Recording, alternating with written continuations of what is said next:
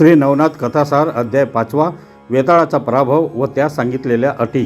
मच्छिंद्रनाथाने इंगळादेवीचे दर्शन घेतल्यानंतर तो तेथून जो निघाला तो 12 मल्हार नामक अरण्यात गेला व तेथे एका गावात मुक्कामास राहिला। रात्री एका देवालयात स्वस्त निजला असता सुमारे 2 प्रहर रात्रीस मोठा आवाज ऐकू येऊन असंख्य दिवट्या त्यास दिसल्या। हे पाहून भूतावळ उठली असे मच्छिंद्रनाथाच्या मनात आले व काही चमत्कार दाखवून त्या सर्वांस अनुकूल करून घ्यावे असा त्याने विचार केला। मग त्याने लागलीच स्पर्शास्त्राची योजना केली। त्या अस्त्राच्या अत्यद्भुत शक्तीच्या प्रभावाने सर्व भूतावळ तेथे खिळून राहिली। त्यांना हालचाल करता येईना व ती सर्व भूते झाडाप्रमाणे चिकटून राहिली। ती भूते नित्य नियमाप्रमाणे वेताळाच्या भेटीस जाण्यास निघाली होती, परंतु मध्येच हा प्रसंग पडल्यामुळे ती त्या दिवशी वेताळास भेटली नाहीत।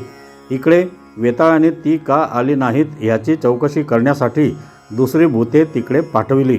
मग 5-7 भूते वेताळाची आज्ञा मान्य करून शरभतीरी आली आणि शोध करून पाहू लागली। तो यांची अशी झालेली अवस्था त्यांच्या दुरून दृष्टीस पडली। मग ती त्यांच्याजवळ जाऊन चौकशी करू लागली। तेव्हा तेथे कोणी एक सिद्ध आला असून त्याच्या सामर्थ्याचा हा सर्व खेळ असल्याचे समजण्यात आले। मग तो सिद्ध कोठे उतरला आहे याचा तपास करीत फिरत असता मच्छिंद्रनाथास वेताळाकडून आलेल्या भूतांनी पाहिले। तेव्हा याचीच अद्भुत करणी असावी असा त्यांच्या मनात संशय आला।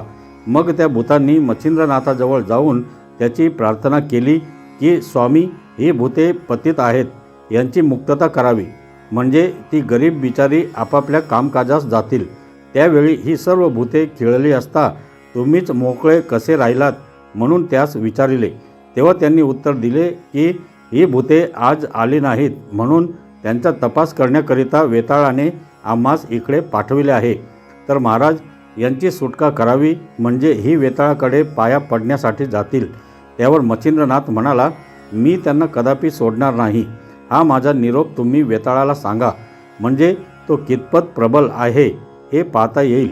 मच्छिंद्रनाथाचा असा अभिप्राय पडल्यानंतर ती भूते लागलीच परत वेताळाकडे गेली आणि त्याच्या पाया पडून म्हणाली की तिकडे एक योगी आला आहे। त्याने शरभतीरावरची भूते मंत्राच्या जोराने एका जागी खिळून टाकली आहेत व तुम्हालाही तसेच करून टाकण्याचा त्याने निश्चय केला आहे। हे ऐकताच वेताळाची नखशिखांत आग झाली। त्याने सर्व देशातील भूतावळ आणण्यासाठी जासूद पाठविले। त्याप्रमाणे सर्वांनी येऊन वेताळास नमस्कार केला। त्यांना वेताळाने सारा कच्चा मजकूर कळविला। मग सर्वजण आपापल्या फौजेनिशी शरभतीरी येऊन दाखल झाले व तेथे भयकारक भूतचेष्टा करून दाखवू लागले। हे मच्छिंद्रनाथाने पाहून भस्म मंत्रून ठेवले व त्यांचा प्रताप किती आहे ते पाहण्याच्या विचाराने काही वेळ उगाच राहिला। पुढे त्याने वज्रास्त्र मंत्र जपून सभोवती एक रेग ओढली व वज्रशक्ती मस्तकावर धारिली। जेणेकरून भूतांना जवळ जाता येईनासे झाले। भूतांच्या राजांनी झाडे डोंगर नाथांवर टाकले, परंतु त्यांचे काही चालले नाही। त्यांनी आपल्याकडून सर्व शस्त्रे अस्त्रे सोडून इलाज केले, परंतु मच्छिंद्रनाथापुढे ते दुर्बल ठरले। शेवटी मच्छिंद्रनाथाने स्पर्शास्त्र योजून सर्व भूतांना एकदम खिळवून टाकले।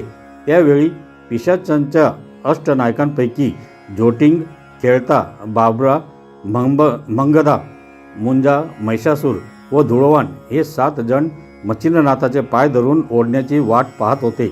पण तितक्यात नाथाने चपळाईने वज्रास्त्र सिद्ध करून ते सर्व दिशांकडे संरक्षणासाठी ठेविले व दानवास्त्र सिद्ध करून मृदू, कुमक, मरु, मलिमल, मुचकुंद, त्रिपुर, बळजेठी हे 7 दानव निर्माण केले।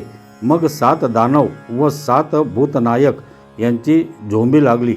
एक दिवसभर त्यांचे युद्ध चालले होते, पण दानवांनी त्यास जर्जर करीताच ते अदृश्य झाले। शेवटी मच्छिंद्रनाथाने वासवशक्ती सोडून वेताळास मूर्छित केले। त्याची अगदी प्राण जाण्याची वेळ आली। तेव्हा निरुपाय होऊन त्याने निरभिमानाने मच्छिंद्रनाथास शरण जाऊन प्राण वाचवून घेण्याचा बेत केला। मग वेताळासह सर्व भूतनायकांनी मच्छिंद्रनाथाची प्रार्थना केली की आमच्या मरणाने तुला कोणता लाभ व्हावयाचा आहे। आमचे प्राण वाचविल्याने आम्ही जगात तुझी कीर्ती गाऊ व तू सांगशील ते काम करू। यमाजवळ यमदूत आहेत, विष्णूजवळ विष्णुदूत आहेत, त्याचप्रमाणे आम्ही अवघे आपापल्या पिशाच फौजेसहित तुझ्याजवळ राहून तुझा हुकूम मानू. हे वचन जर आम्ही असत्य करू तर आम्ही आमच्या पूर्वजास नरकात टाकू. अशी भूतांनी दीनवाणीने केलेली प्रार्थना ऐकून मच्छिंद्रनाथाने सांगितले की साबरी विद्येवर माझे कवित्व आहे. याकरिता जो मंत्र ज्या प्रकरणाचा असेल त्याप्रमाणे तुम्ही वागून मंत्राबर हुकूम कार्यसिद्ध होण्यासाठी तुम्ही मंत्र जपणाराला सहाय्य करावे. तसेच मंत्र घोकून पाठ करणारासही मंत्र सफल झाला पाहिजे. हे सर्व मच्छिंद्रनाथाचे म्हणणे सर्वांनी संतोषाने कबूल केले. तसेच त्यांचे भक्ष्य कोणते हे सर्व त्यांना सांगून ठेवले आणि मंत्राच्या सिद्धतेची वेळ ग्रहणामधली कायम ठेवली. याप्रमाणे मच्छिंद्रनाथाने सर्व प्रकारच्या लागणाऱ्या कबुलायती वेताळाजवळून करून घेतल्या. नंतर प्रेरकास्त्राची योजना करून त्यांना मोकळे केले. मग सर्व मंडळी मच्छिंद्रनाथाच्या पाया पडली व त्यांनी जय जयकार करून त्याची स्तुती केली व त्यास नमस्कार करून सर्व आपापल्या ठिकाणी निघून गेले. तर मंडळी, पुढील अध्याय नक्की ऐका. धन्यवाद.